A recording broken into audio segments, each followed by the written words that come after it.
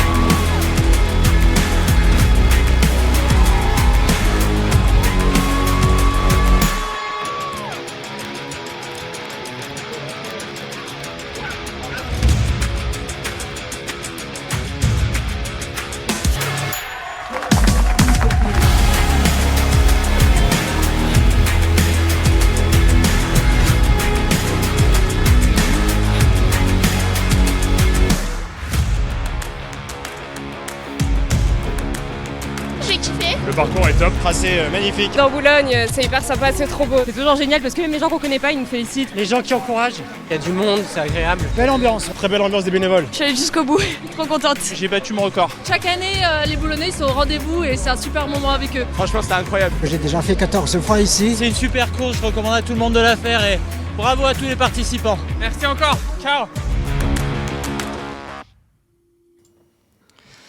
Ok, let's go. Bienvenue à tous sur ce petit live. Alors ça c'est pas la même chose. C'est la petite vidéo de Luca Mursani à qui on passe le bonjour. Bienvenue à tous sur ce live. Je suis bien entouré aujourd'hui. Je suis avec Dylan et Benjamin.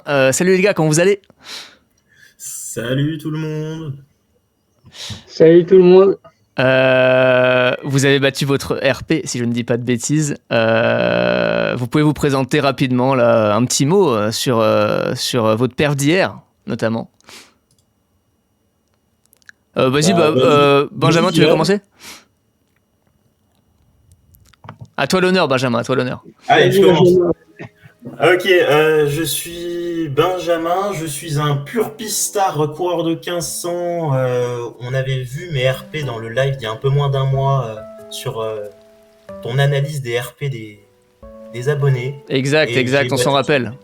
Et j'ai battu mon RP hier en faisant une 13,43 pour un ancien RP qui était à une 14,08.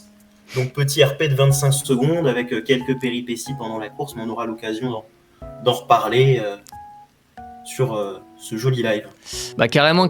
Donc 1h13,40, nouveau record. Bravo à toi Benjamin. Record également pour toi Dylan. Je te laisse en parler rapidement aussi.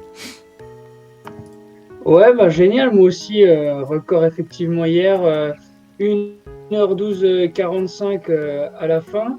Mon ancien RP était 1h14,20, donc très content, comme Benjamin. Et moi, je suis pas vraiment un pur pistard, moi, je suis plutôt sur du plus long, semi-marathon, et voilà. Donc super content d'être là pour en parler d'ailleurs. Yes, je te vois Dylan, je te vois. Attendez, parce que là, il y a notre tête qui gêne. Hop là. Dylan, il est là, regardez. Dylan en 1h12,45. Là, c'est le chat qui gêne. Pas très bien foutu ce classement là sur le site de Boulogne, parce que tout est aux extrêmes de l'écran.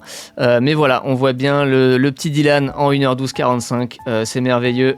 Merci Chicky12, on est très content. Moi aussi, j'ai battu mon record, donc j'ai fait 1h12,18 et mon ancien record, c'était 1h13,08. 14,08. Donc vraiment, j'ai passé une super course, les gars. Salut Saada, Léopold et Jérémy qui sont présents dans le chat. Je vais commencer rapidement. Ouais, merci Jérémy. Effectivement, je suis très content de mon chrono et je pense que Dylan et Benjamin, vous aussi. Les gars, moi j'ai vraiment kiffé la course. J'ai mis un titre sur le live là pour Twitch et YouTube. J'ai mis Boulogne, si bien que ça. Évidemment, c'est putaclic. C'est pour attiser la curiosité de chacun. Mais aussi parce que, et on va en parler ensemble, parce que la perfection n'existe pas. Et il y a quand même, je pense, des choses à dire sur cette course qui est une très bonne course quand même, hein, on n'y est pas venu là par hasard, mais est-ce que c'est vraiment comme, regardez, oula, attendez, je voulais montrer un truc, vous avez reçu le petit mail de Boulogne qui vous remercie, 12 000 participants et tout, vous voyez de quel mail je parle, les gars? Ouais, je vois. Et dans ce mail, attendez, je voulais vous le montrer, mais faut que pile à ce moment-là, mon compte Google se déconnecte, c'est quand même un peu con. Normalement c'est bon, pas maintenant.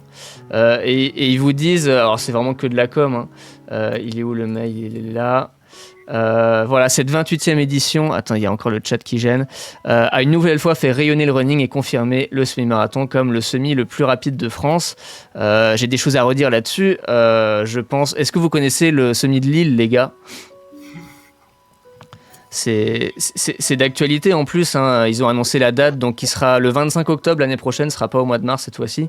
Tu l'as déjà couru toi, Dylan, ou pas? Je l'ai jamais couru, mais comme tu dis, c'est d'actualité et on pourra en parler. Ouais.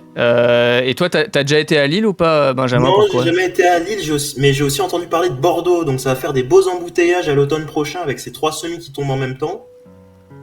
Ah, parce que... Ah oui, le semi de Bordeaux, ouais, ok. C'était il y a 10 jours. Si on ajoute en plus Valence en Espagne au mois d'octobre pour tous ceux qui aiment aller en terre ibérique, il y aura de quoi faire. Bah, c'est une date qui a été commentée, qui a été un peu... je sais que, voilà... tout le monde n'est pas forcément fan de la date. Moi, à titre personnel, je sais que je suis coach en club et c'est pas forcément une bonne nouvelle parce que ça va tomber en même temps que les championnats de France de 5 km, qui est un peu un rendez-vous important pour mon groupe d'entraînement en club. On aime bien se rendre là-bas chaque année. Et là, c'est sûr, 25 octobre, ça va tomber pile poil, je suis sûr. Donc, il faudra faire un choix entre le semi de Lille et les championnats de France de 5 km pour ma part. Mais donc, ouais, une date un peu qui... Voilà, pourquoi pas, hein, c'est le choix qu'ils ont fait, et il y a l'Urban Trail qui va être début avril aussi. Bon, en tout cas, moi j'ai jamais couru à Lille non plus, mais j'ai accompagné des athlètes plusieurs fois là-bas, et à chaque fois, de toute façon, il y a juste à voir les perfs, encore ce week-end là, à l'Urban Trail, Fabien Palco, Bastien Augusto, il y a encore eu des perfs de zinzin. Donc voilà, quand Boulogne nous dit le semi le plus rapide de France, évidemment c'est un mail, c'est un coup de com', voilà, c'est un peu du marketing. Voilà. La petite côte au 10e, je pense que les gars, on l'a tous les 3 senti passer. Hein. Bah, ce que j'ai senti passer sur la côte au 10e, c'est un type avec un t-shirt blanc. Oh oui, il y avait écrit quoi dans son dos? Voilà, que j'ai vu passer comme une fusée. Est-ce que tu as remarqué qu'il était customisé ce t-shirt? Ah, j'ai pas eu le temps de le voir. Ah, ça allait trop vite. Non, c'est un cadeau qu'on m'a fait, il y a marqué Allo les coureurs derrière, c'est pour ça que je l'ai mis. C'est floqué Allo les coureurs sur le dos du t-shirt. Benjamin, il y a Moulez dans le chat qui te fait un petit bisou de la part du fameux GC. Je ne sais pas à quoi il fait référence. Pour moi, GC, c'est Grand Chelem en tennis, mais... Je vois c'est le groupe chat. J'ai des notifs en même temps de 2-3 filous que j'embrasse très fort. Ok, tu leur passes le bonjour. Brice qui nous dit magnifique cette course, Lille RP sur 10 km. Effectivement, Lille, terre de record. Hein. Je pense qu'il y a énormément de gens qui battent le record chaque année à Lille. Un peu plus qu'à Boulogne, à mon avis. Chiki12 aussi qui confirme Lille, non, c'est vraiment excellent. Merci Juren, et salut Hugo dans le chat. Ouais, la côte au 10e, je pense qu'on l'a tous senti passer. Moi, après, vous saviez ou pas qu'il y avait cette côte? Vous l'aviez pré-shot ou pas? Moi, j'ai déjà fait en fait le semi de Boulogne l'année passée, donc c'était ma deuxième participation et si je me trompe pas, c'est le même parcours. Hein. Donc, ouais. Cette côte-là, on l'a déjà eu l'an dernier Effectivement, je sais qu'il y a du monde qui ont tendance à partir un peu vite dès le départ et le payer sur ce passage dans le bois du 10 au 15e qui est le passage difficile de la course. Mais moi, la côte m'a pas forcément fait mal. Je sais que ça a été le cas de beaucoup de monde, mais... Et donc toi, rappelle-moi Dylan, l'année dernière, donc tu fais Boulogne une première fois, et là tu fais 1h14 à ce moment-là, c'est ça? Ouais, je fais une 14-20 l'an dernier où je suis pas forcément au milieu de ma forme. C'est le chrono que je valais à ce moment-là, on va dire. Et cette année, je suis plutôt content parce que j'ai fait une belle prépa et ça a porté ses fruits. Ouais, mec, franchement énorme. Hein. Le 20 bornes de Paris, tu fais combien au 20 bornes de Paris déjà? Ça a annoncé la couleur quand même. Eh ben, figure-toi, je fais 1h09,09 aux 20 km de Paris et un peu surpris en fait parce que je m'étais dit on va partir sur 1h10 et finalement pas d'affûtage et le jour J, joli temps, la densité, etc. On sait que ça joue beaucoup. On parlait de Lille qui est très roulant. Je pense que Boulogne, quand ils disent semi le plus rapide, il y a aussi la densité qui joue. Je pense plus que le parcours. Donc, ouais, ça on va en parler, c'est complètement dingue parce que donc effectivement le parcours n'a pas changé depuis l'année dernière, ça c'est sûr, mais par contre il a changé depuis le Covid et ça je peux vous le dire les gars, moi j'ai couru le semi de Boulogne en 2018 et en 2019. C'était pas le même parcours. Et d'ailleurs, bon, alors je crois pas qu'il y avait la côte au 10e, mais il y avait déjà des faux plats montants dans le bois. Bon, de toute façon, le bois de Boulogne, on sait, hein, il est pas simple à gérer. Et effectivement, il y a une différence de densité. Toi, tu l'avais déjà fait ou pas, Boulogne, Benjamin? Non, première à Boulogne. J'avais pré-shot la côte du 10e. Donc pour ça que j'avais un petit peu amorti l'allure, mais c'est ensuite sur le reste du bois où ça a été un peu compliqué. Ouais, tu l'as mis sur Strava, ouais. Ouais, le reste du bois, il y a le 13, le 14. Ça a été un petit coup dur. Il y aura l'occasion d'en reparler, mais... ouais. Boulogne, ouais, c'est une affaire de densité et pas que de parcours tout plat. Et tu m'avais dit que même sur le marathon de Paris, hein, on sait, hein, la portion du bois de Boulogne qui en plus est à la fin, donc c'est super traître. C'est quand t'as passé le mur du 30, t'as les jambes complètement KO, t'es dans le plus dur du marathon, c'est là que tu te manges le bois. Pas simple à gérer ce bois de Boulogne. Salut Hicham dans le chat. Benjamin, t'as encore une dédicace d'Alexis cette fois-ci. Ah, Alexis, c'est presque mon athlète préféré. Un gros bisou à lui, je le vois, qui fait le malin sur une conversation de groupe là. On lui passe le bonjour. Ouais, Chicky12 qui nous parle de Rocket League. Alors c'est pas forcément le thème du live de ce soir, désolé Chicky12. Jérémy, tu avais eu le SAS du coup. Jérémy, je sais pas si tu me poses la question à moi, à Dylan ou à Benjamin. Peut-être que si tu me la poses à moi, oui, j'étais bien dans le SAS. Moi, les gars, vous étiez tous dans le SAS moins d'1h15 tous les trois. Hein. Ouais, on était les trois dans le même. Hein. Toi, de toute façon, Dylan, toi, t'avais fait 1h14 à Boulogne l'année dernière, donc ça te plaçait automatiquement dans ce SAS. Et toi, Benjamin, c'est quoi ces anciennes perfs au semi? Mes 4 derniers semis, c'était 1h14 les 4, donc... Ah oui, ok. Oh putain, t'as tapé 4 fois le 1h14, toi. Ah ouais, j'ai tout fait dans les 1h14, avec toutes les stratégies de course possibles, tous les formats de course possibles, donc... Attends, gros soulagement de faire ce 1h13. Il faut qu'on aille voir ça, je veux aller voir ta fiche. De toute façon, on l'avait déjà vu encore une fois, hein, le live des records, mais j'ai besoin de me rafraîchir la mémoire, et je pense qu'il y a beaucoup de gens sur ce live qui auraient besoin de... C'est E2FA ton nom de famille, c'est ça? On va aller voir ça. Ouais. Donc là, Benjamin, première fois que tu casses 1h14, alors c'est énorme. Exact. Bon, Dylan, par contre, il a pas ton temps. Dylan, il a directement fait le jump 1h14, 1h12. C'est un mec pressé, Dylan. Moi, je suis parti d'un peu plus loin. Le RP d'avant, c'était 1h16,51. Ah, toi, tu fais des sauts de 2 minutes par 2 minutes, en fait. On espère poursuivre comme ça. Je sais pas, mais... Ok, donc là j'ai les perfs de notre ami Benjamin. Donc on peut voir effectivement une 14-30, une 14-08, une 14-56 ces 3 dernières années. Et donc pour la première fois, le 1h13-40, la barre des 1h14 qui saute. Bravo Benjamin encore une fois.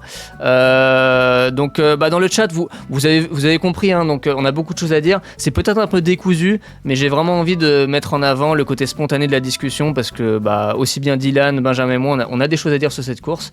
Alors je vais revenir sur le parcours et cette fameuse côte, hop là, tchac, juste là.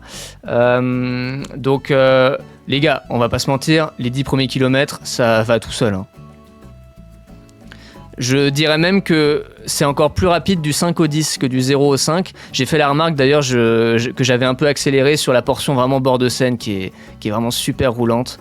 Je sais pas si vous aussi au niveau allure, vous avez accéléré entre le 5 et le 10. Pour moi c'est vraiment la portion la plus simple parce qu'on est en plus en début de course. Vous en avez pensé quoi de ces 10 premiers kills ? Ces 10 premiers kills, ouais, c'était l'autoroute, surtout qu'on était encore pas mal de groupes assez nombreux, même si de mon côté j'ai pas pu bénéficier de l'effet de groupe parce qu'à partir du moment où je suis revenu sur le groupe des 2 et 3e féminines, il y a quelques personnes qui ont dû croire que j'étais lièvre et donc j'avais un troupeau d'une 15aine de personnes derrière moi qui passaient pas forcément les relais, mais c'était l'autoroute sur 10 bornes et ensuite ça se complique un peu parce qu'on n'est pas sur la prom classique à Nice non plus où on fait un aller-retour le long de la mer. Voilà, on va y venir à cette partie du parcours. Là, j'ai mis sur le live le petit rush sympa là, de mon ami Justin qui m'a filmé hier pendant la course. Donc là, c'est cette fameuse portion des bords de Seine entre le 5 et le 10 où là, ça va tout seul. Elle est super agréable cette portion. Encore une fois, on est en début de course, donc on est encore assez frais. Et puis, c'est tellement roulant, quoi. Je me demande si c'est même pas en tout léger dénivelé négatif, peut-être.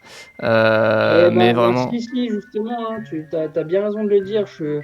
Je me suis mis sur mon Strava et je vois qu'effectivement le 6-7e, on est en faux plat descendant. Ouais, c'est bien ce que je me disais, Dylan. C'est bien ce que je me disais. Et du coup, on en profite à fond. Donc, à ce moment-là, les gars, je suis pas avec vous. Je suis un peu derrière pour une raison bien simple. Et ça, c'est pareil, c'est une chose dont j'avais envie de parler avec vous pendant ce live. La gestion du départ et des sas, qui est pas évidente sur une grosse course comme Boulogne. On le sait, 12 000 participants. Je crois qu'en finisher, il y a très peu d'abandon, donc c'est quasiment la même chose. Moi, j'avoue, j'ai fait une connerie. Voilà, je le dis. J'ai un petit penchant retardataire. Voilà, les gens sur le live qui me connaissent le savent sûrement. Et je me suis encore pointé beaucoup trop tard dans le sas. C'est pas très sérieux de ma part. Je me pointe à 9h53 ou 54, je pense. Donc vous vous doutez bien, le sas était déjà plein comme un œuf. Je suis tout à la fin. Je suis avec des mecs de l'autre sas en 1h25. Tellement tous les gens de 1h15 étaient devant moi. Vous êtes arrivé à quel moment dans le sas, vous ? Vous saviez à quelle heure ? Moi, j'ai dû arriver 10-15 minutes avant. Après, tu vois, ça me fait un peu rire parce que sur ta vidéo, finalement, je suis juste devant. On voit. C'est vrai, on te voit ? Finalement, t'es pas si loin derrière. Hein. Et sur les photos, je vois.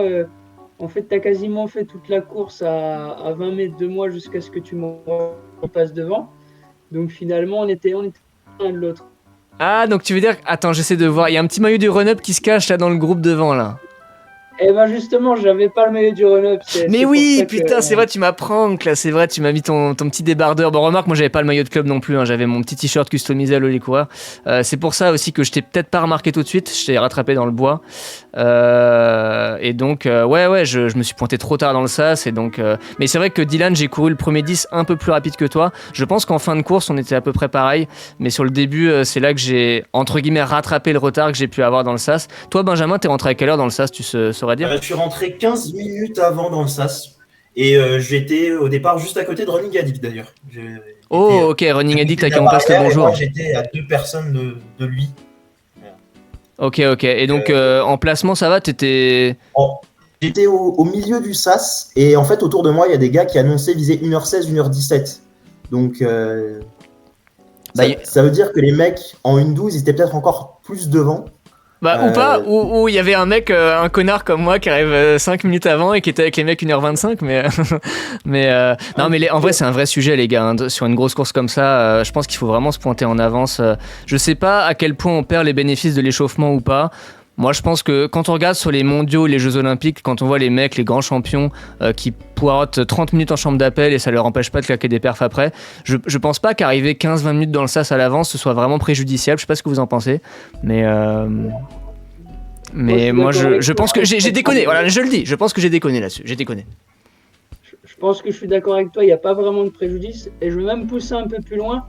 T'as l'air d'avoir un petit regret sur ton arrivée dans le sas de ce que j'entends. Mais je vais te dire, je pense que c'est peut-être pas plus mal. Parce que finalement, tu vois, t'as couru ton premier 10 plus rapidement que moi en partant de derrière finalement. Donc est-ce que en partant un peu plus vite, t'aurais peut-être pas tenté le sub 1:12 ? Je sais peut-être que tu l'avais dans les jambes hier effectivement, mais est-ce que tu vois, tu t'es géré toi en fait. Donc est-ce que c'est pas plus mal comme ça finalement ?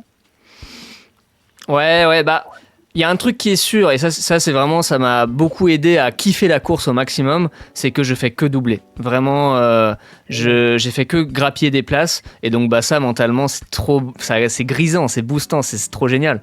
Donc j'étais dans une bonne dynamique de rattraper des groupes et de doubler des personnes. Maintenant, moi, le petit regret que j'avais, c'était, moi mon plan de course à la base, c'était me coller au cul du lièvre du TRC Charles Perrault, et je bouge pas de la course, et je fais 1h12 comme ça. Et donc je me suis dit, bah putain, je suis trop con, j'arrive trop tard dans le sas, et donc bah, je suis pas du tout avec Charles Perrault, je suis en retard et tout. Mais sauf que j'en parlais avec toi hier par message d'Ilan, en fait, toi non plus t'étais pas avec Charles Perrault en fait. Et là en fait, ce que j'ai compris, c'est que les lièvres TRC au semi de Boulogne, ils se mettent première ligne. Donc à moins d'aller tout devant, on les rate tous. Et d'ailleurs pour l'anecdote, Charles Perrault, il fait 1h11:30. Donc est-ce que c'était vraiment le wagon à prendre ? Je sais pas. Ouais, toi tu les as vus, donc toi du coup Benjamin, j'ai bien compris que tu avais vu Running Addict avec qui on passe le bonjour, mais t'as pas vu non plus Charles Perrault, je suppose. Alors j'ai pas vu Charles Perrault, mais j'ai vu le lièvre 1h15 au bout de 2 km quand je l'ai rattrapé, parce que même en étant au milieu du sas, vu qu'ils étaient en première ligne, ça fait que pour nous autres en fait on avait un gap trop important à rattraper. Après j'ai vu que Charles passe au 10 bornes en 34,5 ou 34,10, donc pile sur les allures d'une 12, il a accéléré sur la suite. Mais ça aurait voulu dire pour nous qui partons 15, 20, 30 secondes plus tard qu'il aurait fallu faire un 33-40 pour rentrer. Et là, c'était mission impossible ou signe qu'on avait les jambes pour mieux que ça. Maintenant, les mecs, ils peuvent pas, je sais pas s'ils peuvent se mettre en plein milieu du sas préf. C'est compliqué. Surtout si on a, par exemple, des athlètes féminines qui veulent viser une 12 aussi et qui, elles, sont en sas élite. Donc, c'est un juste milieu à trouver. Ou alors avoir 2 lièvres pour chaque allure, mais là il faut trouver 2 mecs en 1,12, 2 mecs en 1,10, 2 mecs en 1,8 qui veulent dédier leur course aux autres. Donc ça c'est un petit aléa, n'empêche que quand même big up aux gars du TRC d'avoir mis ça en place parce que c'est la seule course en France où on se retrouve avec des lièvres sur ces allures-là. Ouais, je crois qu'ils avaient fait pareil au marathon de Paris. Là où mon ami Valentin Nico, à qui je passe le bonjour, a fait une super perf, 2h34. Il avait suivi justement le lièvre 2h35 du TRC. Je crois qu'ils mettent ça en place aussi là-bas, mais c'est vrai que c'est trop cool. C'est vraiment génial d'avoir cette organisation. Mais donc si je comprends bien ce que vous avez dit les gars, en fait tous les lièvres étaient devant, mais c'est-à-dire même un lièvre du TRC 1h15, 1h20, 1h25, ils étaient aussi première ligne quasiment quoi. Alors, pas 1h25, parce que j'ai pas vu Vincent Kermarek, donc il devait être derrière nous. Donc je pense que les gars qui devaient emmener des mecs dans le sas préférentiel ou élite se sont mis en première ligne, mais les autres sont mis un peu plus loin. Ok, ouais. Non, parce que c'est une vraie question. C'est vrai que s'ils étaient en plein milieu du sas, ce serait peut-être un peu le bordel. Et en même temps, ou alors il faudrait qu'ils aient un signe distinctif peut-être un peu plus marqué, genre un espèce de drapeau là. Mais je sais pas, parce que là, si j'ai bien compris, les pacers avaient un dossard dans le dos, je crois, pour être un peu plus identifiable. Mais et donc ça veut dire par exemple le mec en 1h20 qui est tout devant, est-ce qu'il part direct sur les bases 1h20 ou est-ce qu'il attend tous les gens qui sont censés pouvoir le suivre, mais qui, en toute logique, sont bien derrière dans le sas? Est-ce qu'il fait exprès de faire un départ plus lent pour attendre ces mecs-là? Je sais pas trop comment ils gèrent ça. Ce serait intéressant d'avoir l'avis du TRC pour comprendre un peu comment ils ont géré le truc, mais pas simple, hein, sur une grosse course comme ça. Et comme tu dis, Benjamin, je te rejoins carrément sur le fait qu'il faut avant tout les remercier de mettre en place cette orga, parce que je pense que ça a quand même servi à beaucoup de gens. Je pense à mon ami Adrien Jamet qui a fait une super perf aussi, 1h06 en battant son record, qui a été bien aidé avec le lièvre du TRC en la personne d'Augustin Cablan qui a fait un super travail. Donc c'est vraiment top d'avoir cet orga. Mais c'est vrai que moi, pour revenir à ce que je disais, et encore une fois, c'est aussi de ma faute, c'est que je me suis mis trop tard dans le sas. J'ai pas du tout profité du pace de Charles Perrault, mais tant mieux pour ceux qui ont pu en profiter, quoi. Après, ouais, c'est un bon exemple quand tu parles d'Augustin et d'Adrien. Moi, quand je vois le chrono final d'Augustin et d'Adrien, j'en conclus que Augustin, il a fait le gros boulot pendant, on va dire 18 bornes pour un petit pack. Et après, finalement, il a consacré les derniers kilomètres à Adrien. Donc, est-ce que Charles, c'est un peu pareil? Je pense qu'il a livré sur une 12 et il a vu qu'il y a des mecs qui avaient de quoi aller chercher un peu plus. Et sur la fin, ils ont accéléré, comme disait Benjamin, pour aller chercher un peu mieux. Mais je pense que c'est ça, et je pense que c'est une super façon de faire, en fait, de s'adapter à la dynamique de la course. Et en fait, alors si je dis pas de conneries, je parle au nom d'Augustin, il faudrait que Augustin soit là pour me corriger si besoin, mais je crois que c'est juste qu'en fait, à un moment, Augustin, il avait plus personne parce que les mecs tenaient pas, quoi. Il y avait des mecs devant lui, mais qui, d'un meilleur niveau, et les mecs qui devaient faire 1h06 ont juste pété ou ralenti ou faibli, et donc à ce moment là il décide d'attendre et il finit avec Adrien qui fait une 6:37 je crois. Et peut-être que effectivement, comme tu dis Dylan, peut-être que pour Charles Perrault c'était l'inverse, il a senti qu'il y avait un gros pack de mecs qui étaient en mode ok, peut-être sub 1h12, il y a peut-être des secondes à gratter, et donc auquel cas il a fini, je suppose que oui, c'est une bonne théorie, ça a peut-être dû se passer comme ça, mais ouais, encore une fois vraiment gros big up au TRC pour cet orga. Donc on a regardé ma petite vidéo, le petit rush de mon début de course en bord de Seine. Donc ça, c'était la portion du 6e au 9e à peu près, je crois, en termes de kilomètres. Après, il y a cette fameuse arrivée dans le bois. Donc là, si on suit ma petite carte, là, j'ai mis le petit parcours à l'écran, là. Donc il y a un virage à droite, là, ça va encore. Un virage à gauche, et là, on commence à rentrer dans le bois, mais le début, ça va. Non, le vraiment moment difficile, je sais pas si vous voyez le curseur de ma souris, là où il est. Quand on est vraiment tout proche de l'hippodrome de Longchamp, là, il y a une petite épingle sur la droite, et juste avant le 10e, et là on a une vraie côte, encore une fois que Dylan tu connaissais déjà, que tu avais déjà faite l'année dernière, et toi Benjamin tu t'y attendais aussi, hein, c'est ce que tu me disais tout à l'heure. Moi vraiment, comment je me suis préparé psychologiquement aussi, en fait je me suis dit, je m'étais un peu renseigné, parce que moi, donc comme je vous disais, j'ai déjà fait Boulogne, mais c'était avant le Covid, c'était 2018-2019, donc c'était un autre parcours, et là je me suis un peu update, je me suis un peu renseigné auprès de gens qui l'avaient déjà fait, comme toi Dylan, et donc je m'étais dit, en fait mon plan de course c'était, ok, 10 premiers kills c'est facile, et après il y a cette portion du 10 au 15 dans le bois, où là faut vraiment serrer les dents, parce qu'il y a la côte au 10e, il y a un virage en épingle aussi qu'on voit, alors bon c'est un peu petit sur l'écran, vous voyez peut-être pas très bien, mais là c'est une vraie épingle à cheveux, puis globalement on voit bien qu'au niveau du bois de Boulogne c'est quand même beaucoup de virages, avec du faux plat montant également, donc dans ma tête c'était ok, du 10 au 15 je serre les dents, et là faut survivre, et après il y a cette partie après le 15e où on revient sur les bords de Seine, et là ça devient beaucoup plus abordable, et là Benjamin je pense que tu peux nous en parler, c'était un peu la résurrection pour toi. Voilà, il y a eu la bosse où je l'avais prévu, donc j'ai un peu lissé l'allure parce que je sais que je suis pas un très bon grimpeur. Les copains sur le chat pourront le dire que je dépasse à les 70 kilos, donc faut tracter tout ça en montée. Et derrière, c'est sur les relances dans le bois où là, par contre, j'ai pris un joli coup de bambou et j'ai simplement laissé passer l'orage et je me suis reconcentré sur un objectif de juste passer sous les 1,14, m'accrocher à un groupe, et le petit faux plat du 15 au 17 en descente a fait beaucoup de bien, et ensuite c'est quasiment fini et on retourne sur l'autoroute des Quais de Seine. Ah ouais, non, ouais, comme tu dis, le faux plat descendant, là, il y a 2 kills, effectivement, c'est 16-17, je crois. Je sais pas pour vous, les gars, mais moi, c'est mes plus rapides. Hein. C'est mes 2 km les plus rapides. J'aimerais bien aller voir vos splits. Hop. Je vais regarder ça. Mais c'est vrai que Benjamin, toi je te rattrape au 10e, dans la côte en fait, c'était dans la côte.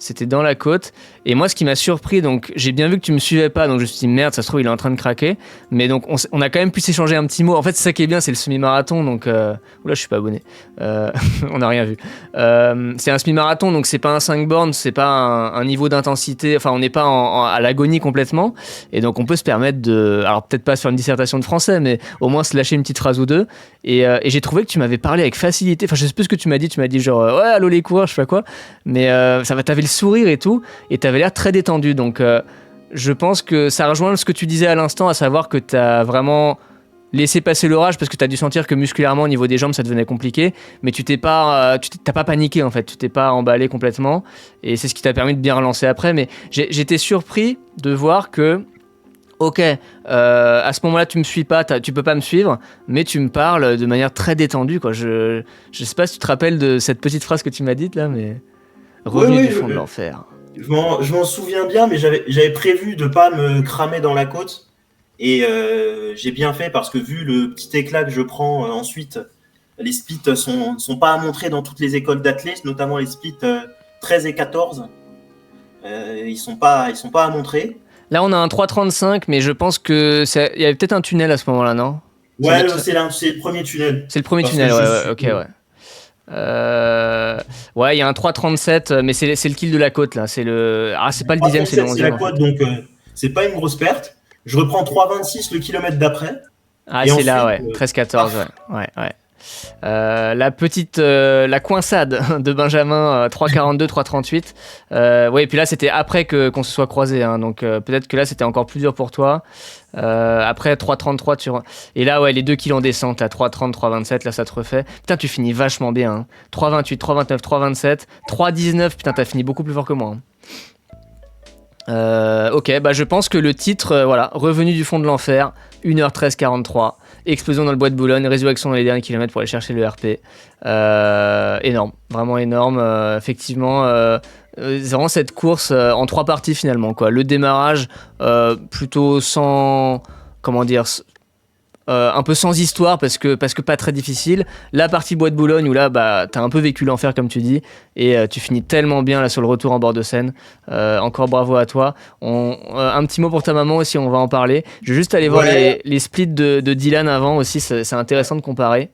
T'as fait une course un peu différente, Dylan. Toi t'as moins subi le bois peut-être, non? Ouais, j'ai moins subi le bois. Après moi, comme je te l'ai dit quand on a passé, on va dire, peut-être à peine moins d'1 kilomètre tous les deux, mon objectif, c'était clairement de reprendre tous les copains du run-up, hein, parce que je sais qu'ils ont la tendance à partir peut-être un peu plus vite que prévu. Et c'est d'ailleurs ce qui s'est passé. Hein, je les ai tous repris et toi aussi. Vous étiez un super groupe, hein, vraiment. Alors du coup, ça se voyait un peu moins parce que vous aviez pas tous le maillot, mais vous étiez une sacrée délégation hein, du run-up. Hein. Ce qui est génial en fait, c'est qu'on est pas mal. Mais moi, mon petit regret parfois, c'est que je pense qu'on gagnerait à courir plus ensemble, étant donné l'homogénéité dans les niveaux. Parce que finalement, on fait quasiment tous les mêmes chronos, mais avec 8 stratégies différentes en fait. Peut-être à mieux collaborer. Ouais, après c'est pas on va dire que c'est pas la méthode appréciée par l'ensemble, je pense. Donc ça se passe comme ça et moi ça me dérange pas. Sans vouloir trop changer de sujet, j'avais vu la vidéo une des vidéos de Baptiste Cartier là dernièrement depuis qu'il est aux États-Unis, une de ses vidéos de cross et ça m'a vraiment marqué de voir que en fait les gars de son université, il y a un côté très collaboratif, entraide, je trouve même dans les compètes entre eux et c'est genre ils s'attendent, ils se lièvrent, ils s'encouragent et tout et c'est vrai que nous c'est un peu plus chacun pour soi quand même. Hein. Donc ouais, non mais je suis d'accord et finalement ils font tous de grosses perfs à la fin.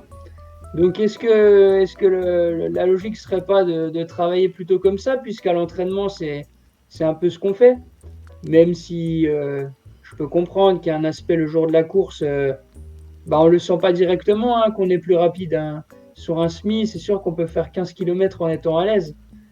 Mais ouais, non, mais vraiment, quand j'ai vu ça sur la vidéo de Cartier, je me suis dit, mais putain, mais ils font vraiment ça aux États-Unis. Nous, c'est pas du tout comme ça qu'on fonctionne en France, à ma connaissance. En tout cas, c'est vrai que, on aurait pu faire un pack avec Ilyes et tout, et au final, tu vois, moi, quand on s'est rejoint, on s'est échangé un petit mot, tu vois, ça se voyait qu'on se voulait tout le bien du monde, tu vois, on n'était pas ennemis, on n'était pas adversaires plus que ça, mais n'empêche qu'on s'est pas non plus attendu et tout, tu vois, bref, c'est une bonne remarque, c'est intéressant, ouais. Mais ouais, en tout cas, bravo à tous les gars du run-up pour la course d'hier. Donc les petits splits de Dylan que vous voyez à l'écran, ouais, c'est plus régulier que Benjamin quand même, hein. C'est plus régulier. T'as rien en plus de 3,30, putain, mais c'est énorme ça. T'as 3,29 au plus lent. Ah ouais, donc t'as pas subi le bois en fait, tu fais une course beaucoup plus régulière, je pense, ouais. Et tu finis pas mal aussi. Ouais, tu finis, tu me voyais non, dans les derniers, Ouais, je te voyais. dans les derniers kilomètres, ouais. Il a manqué quelques mètres. On avait 5 secondes d'écart, je crois, au temps du pistolet. Pas au temps réel, mais au temps du pistolet, ouais, je crois que du coup, Ilyes, il me rattrape vraiment à la toute fin. Et toi, t'étais vraiment 5 secondes derrière, il me semble. Ouais, Ouais, bah en fait, je reprends Elias au 17e, je pense, où je le sens. Je sais pas trop comment, mais tu vois, quand je reprends Elias, je me dis, est-ce qu'il est pas en train de craquer? Parce que je sais que de base, on s'entraîne un petit peu ensemble et ouais. je le voyais honnêtement faire un peu mieux que ça. Et je le reprends et il y a ce petit côté. Moi, Elias, en fait, c'est mon meilleur partenaire d'entraînement. Donc je me dis, allez, je vais l'aider je vais sauver sa course, entre guillemets. Et du coup, je le tire un peu, je décide de pas lui mettre d'attaque. Enfin, et en fait, le fait de le tirer un peu, ça l'a fait un peu renaître de ses cendres, comme disait Benjamin. Et du coup, au 19e, il repasse devant pour me rendre un peu l'appareil. Et ce coup-ci, c'est moi qui ai peut-être un peu trop donné. Là, on voit 16-17 où j'ai peut-être un peu trop donné et je le paye à la fin. Ouais, bah après, c'est ce qu'on disait avec Benjamin, c'est aussi les kills en descente. Donc moi, c'est mes deux plus rapides aussi. Hein. Ilyes, il est dans le chat d'ailleurs. Il nous fait un petit coucou. Salut Ilyes, j'espère que tu vas bien. Ilyes, il est en train de manger des trucs en Turquie, mais je ne sais pas si c'est le même. Son pseudo, c'est Ilyes Vitry. Donc peut-être c'est un jeu de mots avec son nom de famille, je sais pas. En tout cas, il nous fait un coucou. Donc si c'est le bon Ilyes, dans tous les cas, coucou. Tu le rattrapes quand, Ilyes, Dylan? Parce que vers le 15e, quand on est ensemble, à ce moment-là, Ilyes, il a encore un peu de vent, je crois. Hein. Ouais, c'est à la sortie du bois alors que tu le remontes. Ouais, plutôt autour du 17, je pense. Et puis ouais, il était peut-être, il avait pas de groupe, il commençait peut-être à un peu lâcher, mais il était pas forcément mal. Et je pense que le fait de me voir arriver, ça l'a un peu remis dedans. Et à la fin, c'était à peine trop court pour Elias, peut-être. Bah, il confirme dans le chat que c'est bien lui en tout cas, et il a fini super fort hein, parce que et même il me double sur la ligne carrément. Donc ouais, peut-être que tu as dû l'aider, hein, Dylan. Hein. Ilyes, tu peux confirmer dans le chat. Je pense que mine de rien, alors peut-être qu'on n'est pas aussi collaboratif qu'aux États-Unis, mais tu vois que mine de rien, quand même, ça nous fait des coups de boost et tout. Et je pense que Ilyes, du coup, il m'avait en ligne de mire pareil sur la fin, et c'est ce qu'il a mis sur Strava. On a parlé un peu en commentaire, je crois que ça l'a un petit peu aidé aussi. Donc même, on peut quand même s'entraider de cette façon-là, tu vois. J'ai pas trop regardé le chat. Jérémy qui disait oui, c'était que les accès au SAS c'était exigeant. Ouais, Jérémy, je te confirme, là je remonte un peu les messages. Effectivement, parce que moi les gars, Benjamin et Dylan, moi j'avais pas de perf récente au SMI, donc j'étais un peu emmerdé et donc j'ai quand même fait 33,07 au 10 bornes cette année, et donc je me suis dit 33,07, normalement le moins d'1h15 au SMI, enfin ça passe, tu vois, c'est en équivalence, c'est logique, et ils ont refusé en fait. Les gars m'ont dit non, on prend pas de perf au 10 bornes, c'est semi-marathon ou 20K. Et ils étaient assez fermes là-dessus. Je sais que Adrien aussi a eu le même problème. Adrien qui a fait 1h06, il a galéré à avoir son dossard élite à cause du même problème que moi, parce qu'il n'avait pas de semi-récent. Parce que toi, Benjamin, du coup, ton dernier 1h14, il était récent, il était de cette année, je crois. Hein.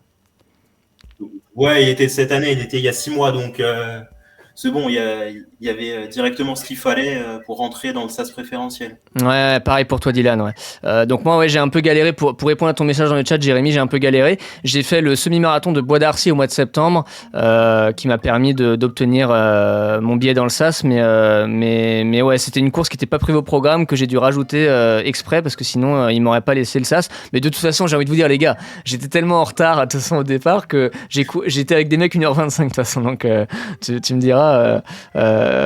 J'ai un peu galéré quand même, mais pour revenir aussi sur le parcours, un point positif, c'est que justement, ok, j'étais très très loin derrière, mais comme les allées sont quand même très larges, et ça c'est quand même un gros point fort de cette course, je pense que vous confirmerez les gars, moi j'ai très peu slalomé, hein. Même le premier kill où on peut se dire putain j'ai eu peur, hein. Je me disais je vais être super gêné, je vais devoir slalomer comme un con là, mais c'est tellement large que je pense que j'ai pas perdu tant que ça.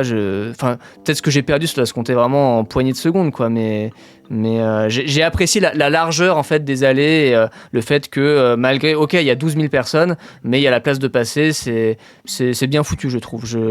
J'ai apprécié la largeur du parcours. Ouais. Moulès dans le chat qui dit qu'il faudrait mettre en place plus de SAS. notamment dans les vagues rapides avec beaucoup de densité.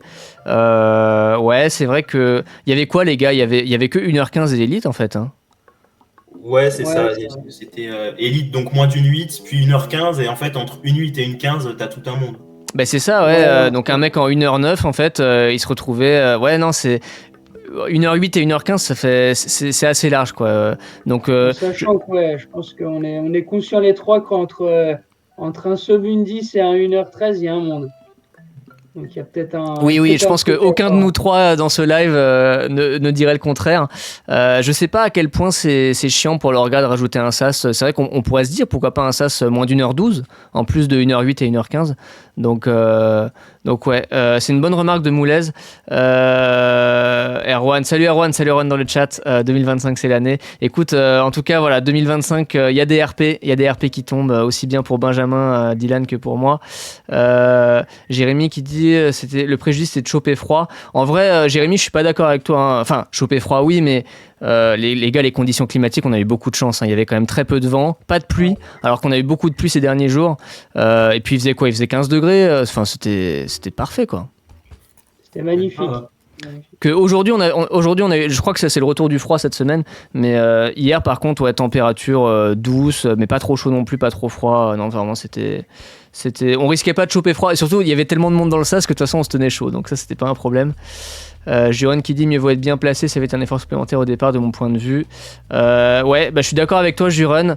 C'est mieux d'être bien placé, mais encore une fois, comme les allées étaient très larges, et ça c'est comme un gros point fort du parcours, et j'ai pas fait un énorme effort pour me caler sur mon allure et remonter. J'ai pas slalomé de manière trop contraignante, donc ça aurait pu être pire. Mais je suis d'accord avec toi, Jérôme, c'est quand même mieux d'être bien placé. Donc Ilias qui a bien confirmé que c'était lui. Oh, il y a Lucas dans le chat. Salut Lucas. Bah ouais carrément. Là on profite avec Dylan et Benjamin. On discute un peu de Boulogne, de la course. On a tous les trois battu notre RP, c'est formidable. Aurel dans le chat qui me demande si je préfère le semi ou le 800 mètres. Bah les gars, je vous pose la question. Question d'Aurel dans le chat. Plutôt semi-marathon ou plutôt 800 mètres? Dylan, t'en penses quoi toi? Alors moi j'ai fait une seule saison de piste qui était plutôt une saison découverte puisque peu de préparation. Je vous encourage si vous avez de quoi retrouver ça, regardez mon premier 800 mètres. Ça peut être drôle, notamment toi Étienne qui aime bien chercher un peu dans les archives. Eh ben c'est en cours mon cher Dylan. Je peux vous répondre que je préfère le semi, clairement. Le semi c'est même sûrement la distance que je préfère. Ouais, 800 mètres. J'avoue que c'est magnifique de se retrouver sur la ligne. On est 7-8 sur la ligne. Mais moi, la première fois que j'ai fait un 800, en fait, c'était ma première course sur piste. Je n'avais jamais mis de pointe. Je suis passé en 58 au 400. Et je crois que je finis en 2,08. Non, 2,0. Oh non, t'es mauvaise langue. Regarde, 2,05. Te sous-estime pas. 2,05. Ouais, j'étais l'attraction. J'étais l'attraction des mecs de mon club qui se disaient mais qu'est-ce qu'il fait ce malade? Et à la fin, ils m'ont tous dit mais t'as eu raison, peut-être qu'un jour ça passera. Et finalement, je n'ai pas refait de piste en fait la saison d'après. Mais parce que ça te donne pas plus envie que ça en fait. En fait, je vais y revenir. Honnêtement, cette saison-là, je vais y aller. Parce que le bitume, finalement, commence à me donner plus envie que je le pensais. Et je sais qu'il va falloir passer par la piste pour débrider un peu le moteur. Mais ouais, à la base, pas trop pistard. Ouais, donc semi ou 800, tu dis semi tous les jours, toi? Ah ouais, franchement, pour moi, à regarder, je te dis 800.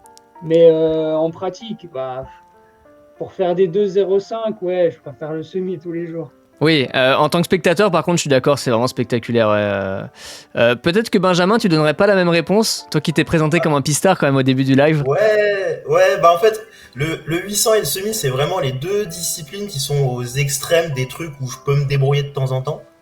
Et tu exclus le marathon alors? Ouais, le marathon. En fait, l'histoire du marathon que j'ai couru, c'est que j'ai gagné un concours du TRC auquel j'avais participé parce que j'avais vu qu'il y avait des métaspeed à gagner. J'avais pas vu qu'il y avait un dossard au marathon de Paris avec. Ok. Ah, le tracker. Donc, je me retrouve à avoir une notif du TRC. Bravo Benjamin, t'as gagné un dossard pour le marathon de Paris. Et en fait, je vois ça, j'envoie un SMS à mon coach qui me dit t'es sûr que tu veux faire ça? Et je lui fais ouais, il me dit on en reparle demain parce qu'on avait un cross le lendemain. Le lendemain, il me dit t'es vraiment sûr?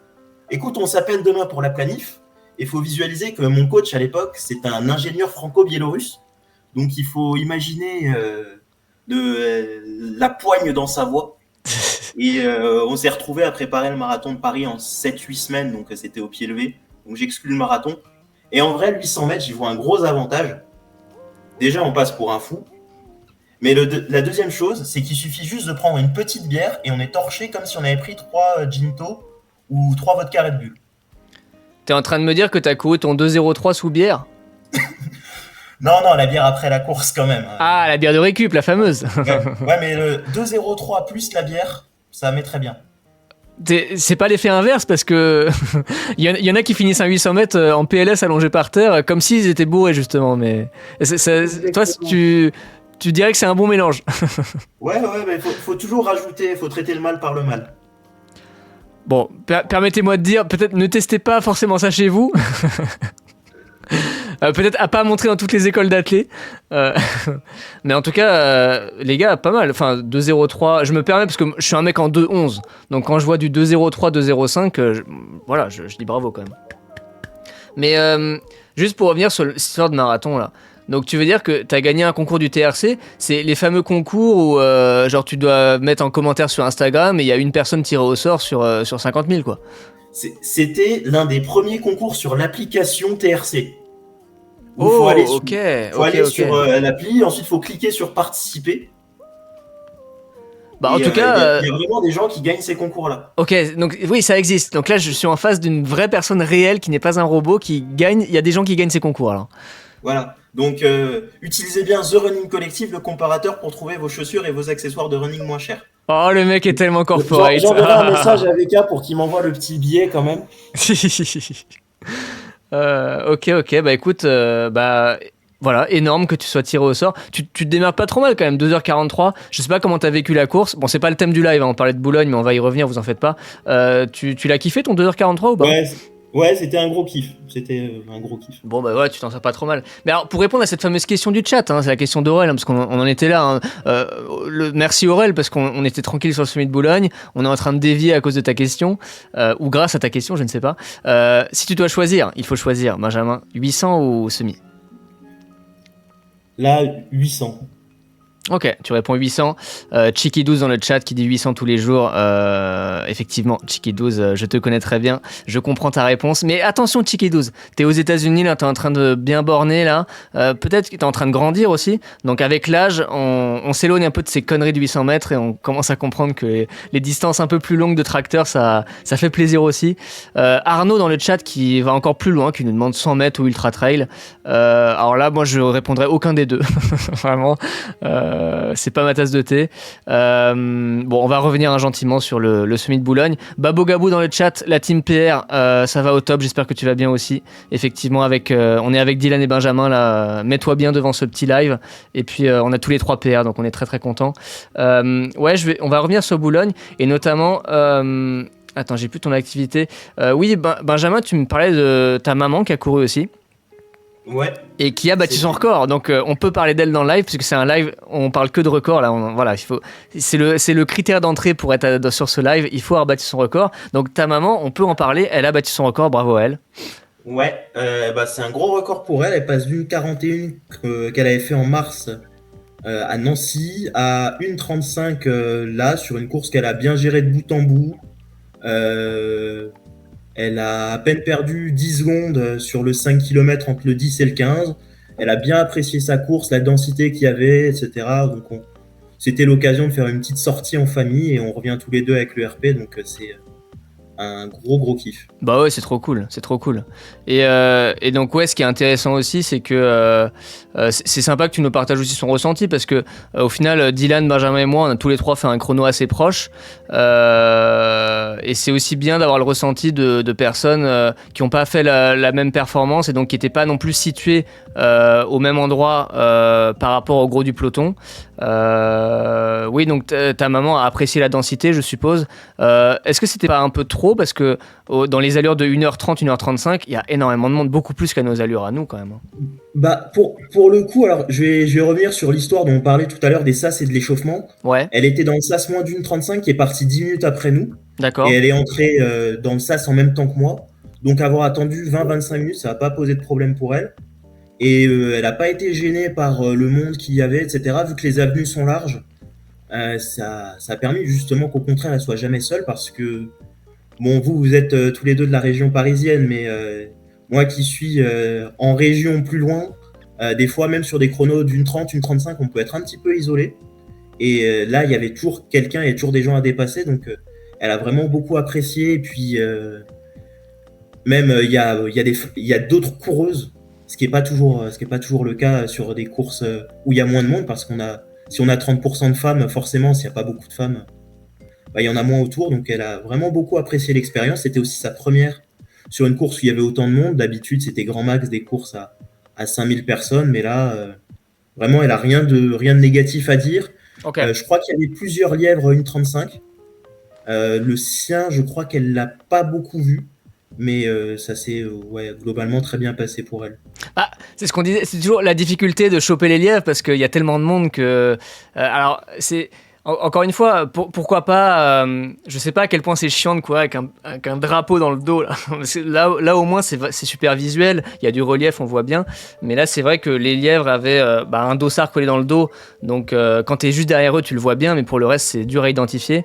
Donc, c'est le petit inconvénient quand il y a beaucoup de monde comme ça. Mais c'est sûr que là, en termes de densité, on n'est pas sur les semi-marathons de quartier, hein. Enfin je dis ça voilà avec tout le respect, hein, mais là c'est quand même une grosse course avec énormément de monde, donc là t'es tout le temps accompagné, c'est juste génial. Et encore une fois, ce qu'on disait, le gros point fort du parcours, les allées très très larges, vraiment ça, qui permet vraiment de fluidifier le trafic malgré les 12 000 personnes, ça c'est quand même très fort. Et je le répète, hein, j'ai mis sur le titre du live sur Twitch et YouTube Semi de Boulogne si bien que ça, pour mettre un peu de drama, de suspense, de putaclic.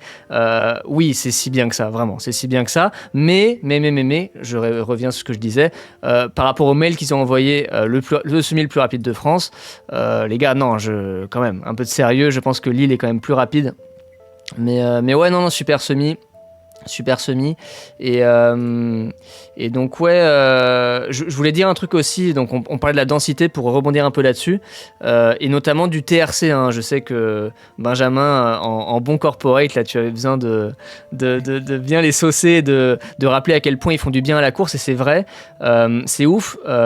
Alors c'est aussi lié à l'engouement par rapport à la course à pied, je pense, qui a été déclenché à l'époque du Covid, le confinement, où je pense que tout le monde après a eu besoin de s'aérer, de faire du sport, et ça a ramené beaucoup plus d'adeptes et de gens à la course à pied.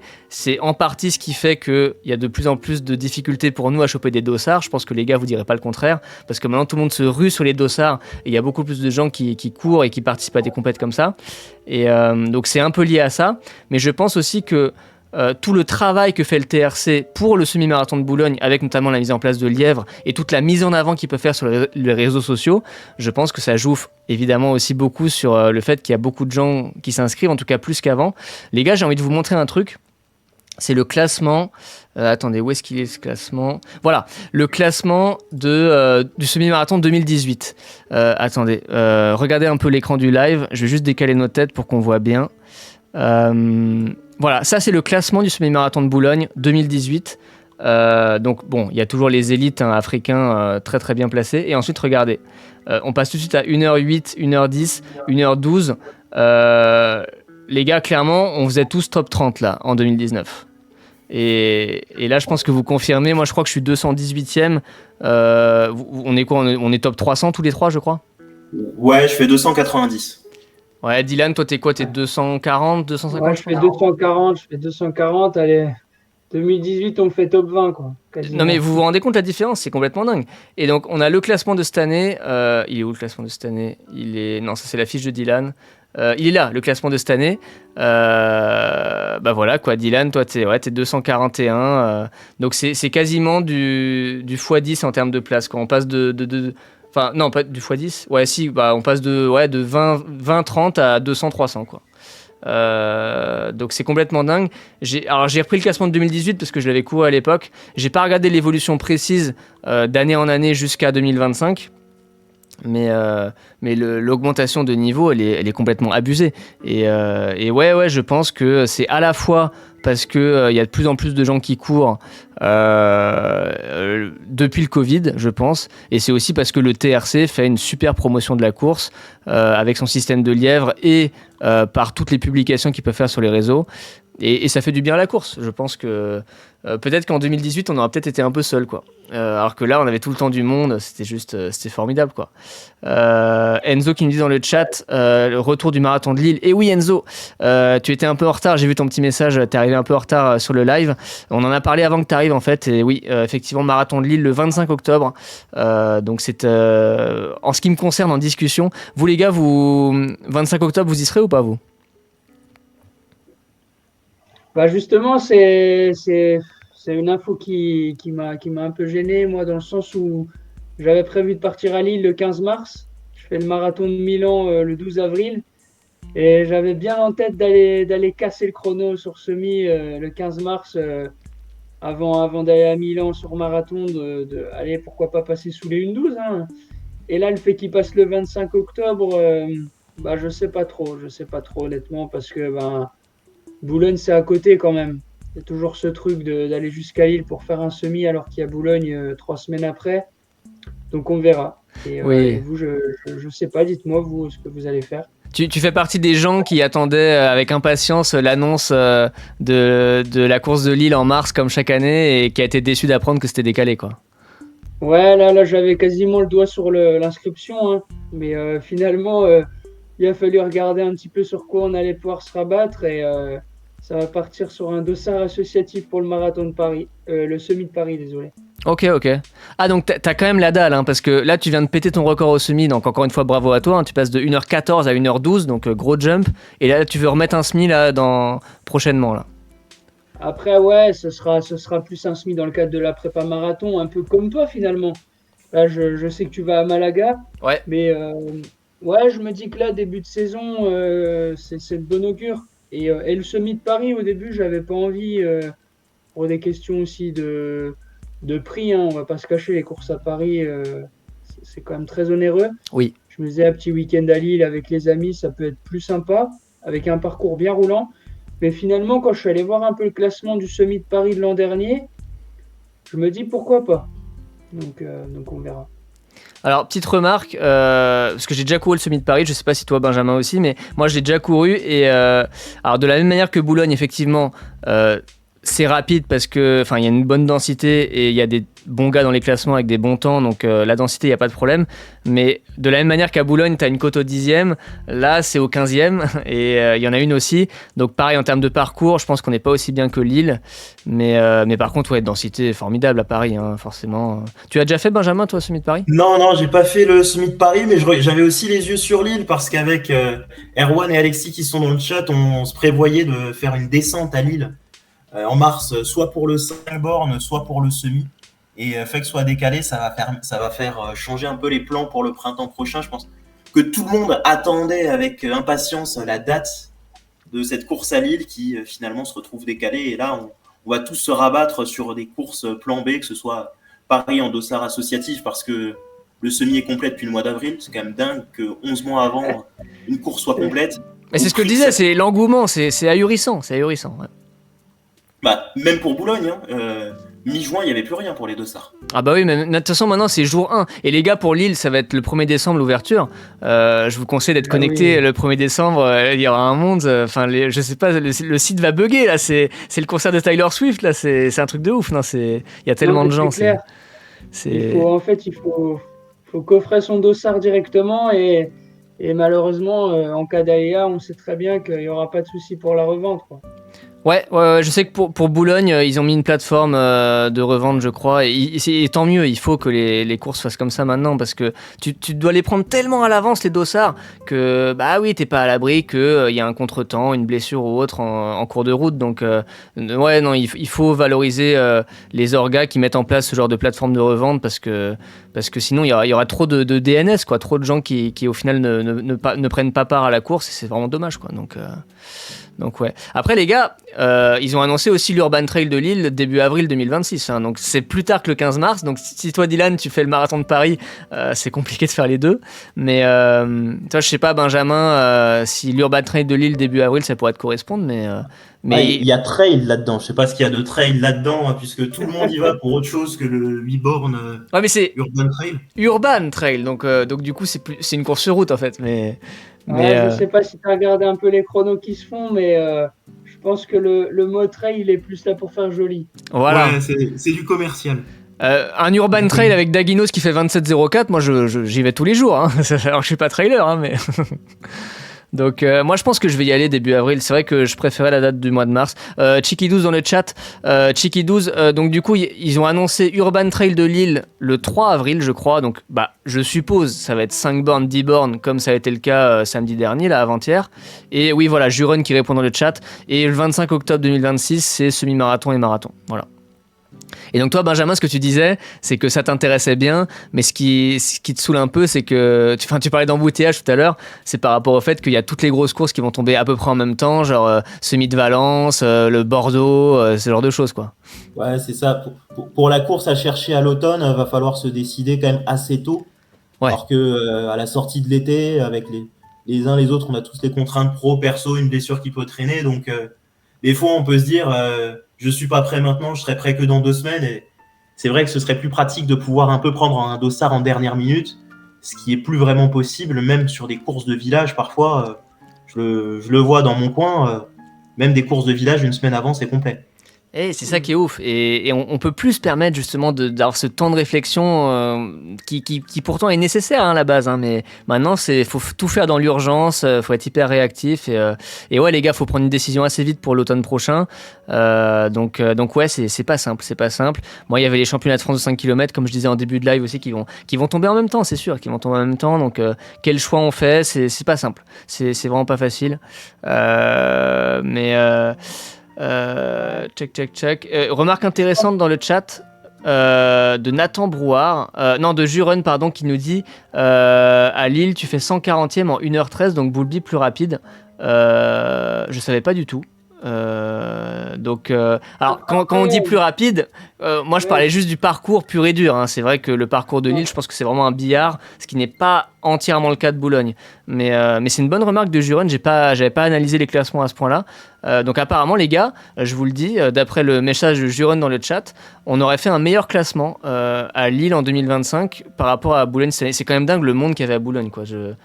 Les gars de faire à peine top 300 en 1h13, c'est vraiment dingue et en plus quand tu regardes les chronos des tout meilleurs, les chronos des tout meilleurs sont pas dingues parce que Félix Bourg il gagne en 1h03. Bon, il était en prépa à Valence, mais Félix Bourg, est-ce qu'on peut ouvrir une parenthèse, un débat parallèle sur la course de Félix Bourg? Vas-y, je t'en prie, c'est ton moment, vas-y. Parce que il gagne le semi en faisant une séance. Ouais, et pas n'importe laquelle en plus, hein, putain, quand tu vois la gueule de la séance. 3K avec des récup à 3K, c'est-à-dire qu'il peut se permettre d'attendre les mecs derrière pour repartir sur la séance et sur les fractions où il court, c'est de l'allure marathon. Et il gagne la course après. Il l'a vraiment fait en plus, parce que souvent on connaît, on l'a un peu tous fait, se dire on fait une course en faisant notre séance et tu vas voir les splits, c'est pas comme ça que ça s'est passé. Et lui, je l'ai entendu le dire la veille, je suis allé voir son Strava et je me suis dit ah ouais, le mec l'a vraiment fait. Tu vois vraiment que il y a les kills de récup en 3.18. Ouais, non, c'est ahurissant, les gars. Je sais pas, petit pronostic pour sa perf là à Valence dans 20 jours là. Ça peut faire un bon 1h05 sans problème, je pense. Mais je suppose que c'est ce qu'il vise, hein.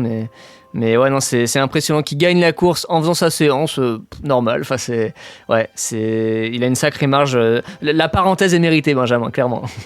Mais non, en fait, ce que je voulais dire, c'est que en termes de chrono top niveau, il n'y en a pas tant que ça à Boulogne, parce que mon ami Adrien, dont on parlait tout à l'heure, il fait 20e en 1h06. Donc le top 20 est pas à un niveau stratosphérique. Par contre, de se dire que entre 1h06 20e et 1h13, 1h12 250e, de dire qu'il y a 200 mecs en 6 minutes, enfin ça c'est ça que je trouve bluffant, quoi. La densité entre 1h06 et 1h12, elle est vraiment, je l'ai trouvée ahurissante. Et c'est pour ça, c'est bien qu'on ait parlé un peu de ta maman en 1h35 aussi, Benjamin. C'est que je pense que bon, là on parle de nous, notre niveau à 1h12 la densité, mais je pense qu'après sur du 1h15, 1h20, 1h30, j'ai pas scruté les classements à ce point-là, mais je pense que c'était pareil. Il y a du monde, je crois qu'elle fait autour de la 3 millième place.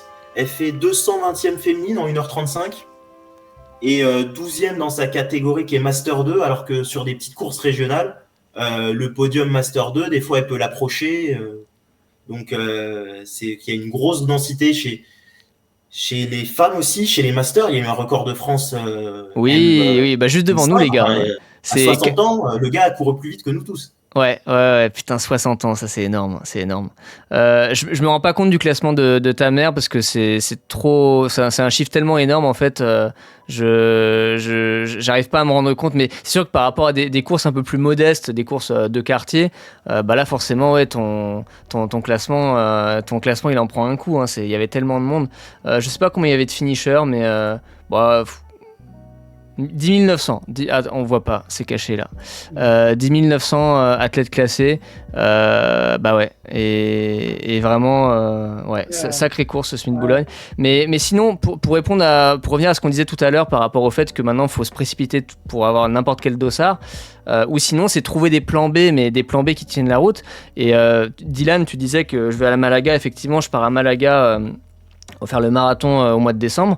Malaga. Finalement, c'est un peu, j'allais dire, c'est un Valence en moins bien, mais je suis pas sûr que le parcours soit beaucoup moins bien. C'est juste que c'est une course qui est moins connue, donc qui a une moins bonne réputation en tout cas aujourd'hui, et donc il y a moins de gens qui la connaissent. Et Malaga, je pense que là ils sont sold out, mais j'ai pu prendre mon dossard assez tard en fait dans l'année, et je pense que voilà, ça demande un petit peu de réflexion, mais je pense que en creusant un peu, il y a des petites pépites comme ça à dénicher, que ce soit en France ou ailleurs, de courses qui sont moins connues, mais qui sont tout aussi bien en termes de parcours notamment, et qui permettraient de faire des perfs sans forcément se casser les dents là, à vouloir prendre ses dossards premier jour d'une grosse course et d'être en liste d'attente sur un site internet tellement il y a de gens qui veulent ça, quoi. Donc je pense qu'il y a des possibilités comme ça, mais ça devient compliqué de choper des dossards maintenant. Ouais. Ça, c'est... Je pense que comme tu dis, il y a des plans B effectivement, mais ça va être de plus en plus rare. Parce que Malaga, c'est un marathon qui effectivement, moi je l'avais aussi dans les yeux. Et je pense que ça va venir. Hein. Ça va venir parce que le parcours a l'air plat. Petite info sur Malaga, tu le sais déjà, mais ils ont modifié le parcours qui cette année sera encore plus plat que d'habitude a priori, de ce que j'ai compris. Ah oui. Donc tu vois, c'est ce type de marathon, c'est un peu comme le Semi de Boulogne où on voyait les chronos de 2018. Ça va devenir des endroits, de toute façon l'Espagne de manière générale, on voit Valence qui vont mettre une loterie en place, ça va devenir très compliqué. Hein. Ouais, Séville évidemment qui est ultra populaire. Non, c'est sûr que l'Espagne c'est une terre de grosses courses. Et, écoutez les gars, si je peux pré-shot un peu Malaga et le faire avant que ça devienne trop populaire, trop mainstream, pourquoi pas. Écoutez, je vous dirai ce que j'en pense le 14 décembre. Mais ouais, puis écoutez, bon courage à vous pour cette prise de décision de savoir que faisons-nous le 1er décembre. Est-ce que vous prenez un dossard ou pas pour les courses de Lille qui arrivent. C'est sûr que maintenant faut réfléchir un peu tôt.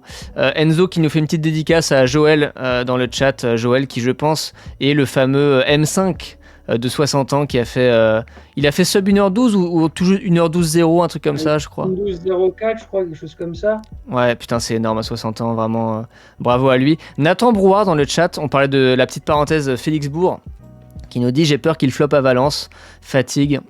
Sinon 2h04, ok. Nathan qui se mouille pas mal quand même, c'est du tout ou rien. C'est soit il flop, soit c'est 2h04. Je sais pas ce qu'il vise, mais de toute façon avec la séance qu'il a faite hier à Boulogne, ça annonce quand même du lourd. C'est vrai que n'oublions pas les gars que Félix Bourg il a DNF à New York, hein, donc je sais pas trop. Il était malade à New York. Il était malade, ouais. C'est un cadeau en fait. Hein. Moi je pense qu'il a eu de la chance. Après, il a quand même fait 37 bornes, hein, si je ne me trompe pas, donc les traces sont bien là. Oui. Mais à New York, on sait tous que tu ne vas pas faire une perf en termes chronométriques. Et je pense qu'il ne serait pas allé à Valence s'il avait fini. Et je pense que finalement, non, moi je crois qu'il va sortir un gros chrono. Hein. Bah écoute, c'est tout ce que je lui souhaite, hein, mais c'est vrai que ça questionne un peu. Tu dis pourquoi faire New York? Alors, il y a le prestige, hein, c'est un major, enfin c'est la classe quand même de courir à New York, mais quand t'es un gars comme Félix Bourg, en plus il est quand même à un certain moment de sa carrière où, enfin c'est le moment, enfin s'il veut faire, je sais pas, par exemple les JO de 2028, enfin il a pas non plus énormément de temps devant lui, je pense. Et c'est vrai que comme tu disais Dylan, hein, New York c'est quand même pas le meilleur parcours pour faire une perf, donc je sais pas pourquoi il est allé à New York. Est-ce qu'il cherchait une place, peut-être un classement, je sais pas, mais il y a la question de la place quand même sur un major qui permet de se qualifier aussi. Hassan Chadi avait failli se qualifier pour Paris de cette manière-là, avec son classement à Berlin. Oui, Boston, exact. Boston, pardon, il avait fini devant Kipchoge, parce qu'un top 5 sur un marathon classé platine, donc je crois que c'est les majors plus Valence, ça permet de se qualifier au jeu, et il y a quand même des primes qui sont pas négligeables sur un marathon de New York, surtout quand on est dans l'athlétisme français où il n'y a pas de pognon, faut le rappeler. En dehors de Félix Bourg, je sais pas s'il y a grand monde sur la ligne de départ hier matin qui gagnait sa vie de l'athlétisme, homme comme femme, malgré le niveau qu'il y avait. Donc, les coureurs quand même. Oh là, non les gars, quand même pas. J'irai pas jusque là, Dylan. C'est le seul qui avait un maillot sponsorisé à son nom, hein, d'ailleurs. Bon, c'est un petit cadeau, c'est floqué, voilà. Bon, il était pas mal ton débardeur, Dylan, aussi. Hein. Non mais ouais, non, c'est une bonne remarque. Oui, non mais je pense que voilà, il y a peut-être des raisons financières et de qualif aussi, parce que bonne remarque avec Hassan Chadi effectivement qui était qualifié comme ça avec son top 8. Attendez, non, le top 8 il le fait aux mondiaux. Mais c'était à Boston qu'il avait fait une perf aussi, je crois. Et je sais plus ce que ça lui... Je crois qu'il avait fait 6ème et il fallait faire top 5 pour bénéficier d'une qualif. Ouais, c'est possible, ça me dit un truc, ouais. Bon, en tout cas, voilà, il avait sûrement des bonnes raisons d'aller à New York. Mais ouais, peut-être que c'est une bénédiction pour lui, finalement, de pas avoir fini New York. Alors, comme dit Dylan, il a quand même fait 37 bornes, donc ça laisse des traces. Mais ouais, je lui souhaite la meilleure course possible à Valence, on verra bien. Babo Gabou qui dit quelle insolence, le gars était solo et séance allure marathon. Ouais, là, vraiment, il était au-dessus de la concurrence, clairement. Ilyes qui nous précise dans le chat, voilà, 5K et 10K automobile. Ah, Ilyes qui dit qu'il y aura aussi un 5 bornes. En fait, le 25 octobre à Lille, il y aura tout, quoi. Il y aura 5, 10, semi et marathon, quoi. Il y aura les 4 distances. Putain, ça fait une sacrée orga. Hein. Ils ont décalé l'Urban Trail, en fait, qui a eu lieu samedi. Ouais, avant-hier. Et l'Urban Trail, c'était avant-hier. Ouais. En fait, cette course-là va passer en avril et tout ce qui avait lieu en mars va être en octobre en même temps que le marathon. Donc attendez, là, si je comprends bien le message d'Ilyes, ça voudrait dire le même jour, le même dimanche, ils font 5, 10, semi et marathon. Peut-être sur un week-end, je sais pas. Ouais, vaut mieux qu'ils étalent sur un week-end. Oui, on peut penser à Deauville, là, qui a eu lieu justement le week-end dernier. Enfin, je l'ai juste hier et avant-hier. Je crois que Deauville, par exemple, je crois que c'est 10 bornes le samedi et marathon et semi le dimanche. Je crois qu'ils font un truc comme ça à Deauville. Peut-être qu'ils feront pareil à Lille, je sais pas, mais... Bon, moi j'espère juste que... Moi, début avril, ça m'intéresse. J'espère qu'il y aura un 5 et un 10. Ça paraît logique si c'est l'Urban Trail comme il y a eu ce week-end. Nathan qui demande c'est quand les ouvertures des inscriptions pour Lille en avril. Bah écoute Nathan, moi les gars, dites-moi ce que vous en pensez. Hein. Mais moi ce que j'ai compris c'est que le 1er décembre c'était un peu l'ouverture pour tout, quoi. À la fois pour l'Urban Trail et à la fois pour le 25 octobre. Peut-être que c'est que pour le 25 octobre, je sais pas, mais en même temps pour l'Urban Trail, va bien falloir qu'ils mettent les inscriptions dans pas trop longtemps non plus. Vous avez compris quoi vous ? Bah j'apprends les dates. Moi aussi, j'ai pas les dates d'inscription. Je me note que le 1er décembre, il faut que je sois aux aguets. Ah, ok, vous saviez pas ? Non, j'ai vu passer qu'effectivement, ça aurait pas lieu le 15 mars comme chaque année avec l'Urban passé en avril, mais sur l'ouverture des inscriptions, j'ai aucune info. ils avaient dit, je sais pas si je peux retrouver. J'avais vu une vidéo en fait qui a été publiée sur le compte de Lille. Je sais plus comment ça s'appelle, Lille Addict. Attendez, je vous le repartage. Hop. Tchac. Voilà, c'est cette vidéo là, les gars. Marathon de Lille est de retour. Il revient le 25 octobre, 31 ans après sa dernière édition. Aujourd'hui, c'est l'Urban Trail de Lille, 15 000 personnes qui sont dans les rues de Lille. C'est donc l'occasion parfaite pour faire cette grande annonce. Pour le traditionnel semi-marathon de Lille, il rejoint donc le marathon qui se déroulera le 25 octobre, tout comme un 10 km. L'Urban Trail de Lille, quant à lui, sera donc maintenant printanier puisqu'il aura lieu le 4 avril 2026. Et maintenant, note bien la date du 1er décembre à 20h. Ça sera à ce moment-là que la billetterie va être mise en ligne. Ça y est, l'information vient de... Donc, voilà, moi j'ai vu cette vidéo, j'ai le sentiment que le 1er décembre, ça va être la totale, quoi. C'est Urban Trail, 25 octobre, c'est un all-in, quoi. Il y a tout qui ouvre d'un coup. Donc là, faudra pas se tromper dans la liste de courses, quoi. Et donc... Il y a beaucoup de mecs il y a beaucoup de mecs qui vont prendre le dossard pour le semi de Lille et le semi de Boulogne, je sens. Tu veux dire... pour faire l'enchaînement ? Ouais, puis aussi... Un double semi, genre. Si ça passe pas à Lille, on fait Boulogne. Hein. Oui, avoir un plan B, ouais, pour se rassurer. Oui, effectivement, de se dire, j'ai une deuxième chance de faire une perf, peut-être, ouais. Donc, alors dans la vidéo, ils disent pas qu'il y aura un 5 bornes le 25 octobre, mais Ilyes a l'air d'être assez sûr de lui dans le chat. Check. On va devoir prendre l'assurance annulation maintenant, nous dit Juren. Ouais, non, je te jure, c'est pas simple, hein, c'est pas simple, mais bon, voilà, il y a de l'engouement, faut composer avec. Je sais qu'ils vont changer le PPS aussi l'année prochaine, je sais pas si vous avez vu l'info passer. Le PPS va être payant maintenant. Alors c'est 5 €, hein, c'est pas grand chose, mais peut-être ça peut freiner certaines personnes et peut-être donner plus de place aux licenciés en club, ce qui est notre cas. Donc, mais bon, globalement, ouais, c'est sûr que maintenant, faut se dépêcher, quoi. Faut se dépêcher. Roman qui nous dit il y a encore des dossards pour Malaga. On est 5 €. T'as dit quoi, Benjamin, pardon? Vu les dossards, les gens sont pas à 5 € près. Et ça fera des sous en plus dans les poches de la Fédé. Je pense qu'ils ont fait ce calcul là. Oui, je pense que c'est avant tout financièrement pour la Fédé. Je pense que ça changera peut-être pas grand-chose. Peut-être que officiellement ils le vendent comme une mesure de on avantage les mecs en club, mais c'est vrai que 5 € sur une année, ça change quand même pas grand-chose. Roman qui nous dit tiens Dylan, Roman qui dit dans le chat il y a encore des dossards pour Malaga, c'est ouf quand même, hein, parce que moi j'ai regardé les classements. Parce que moi je vais viser 2h35. C'est pas pour autant que je vais en prendre un, mais je note l'info. Non mais tu te rends compte, c'est dingue, alors que Valence, un an avant, il n'y a plus rien.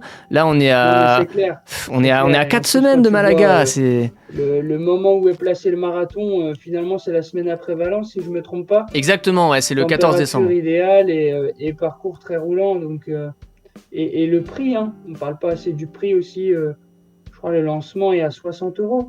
Donc, Ouais, c'est sûr. Quand tu vois les marathons de Paris où ça monte très vite à 150, voire plus. Non, c'est clair. Malaga, voilà, c'est. Moi, les gars, j'y vais cette année, avant que ce soit trop populaire. Et puis on verra. Mais ouais, c'est un bon plan. Juren qui dit aussi le marathon Seine-et-Eure en octobre. Je sais pas si vous connaissez, les gars, marathon Seine-et-Eure en Normandie. Bah, toi, Benjamin, qui vient de Metz, ça fait un peu loin, quoi. Marathon ça fait un peu loin. On a un marathon à Metz à nouveau maintenant, mais. Seine-et-Eure, je connaissais pas.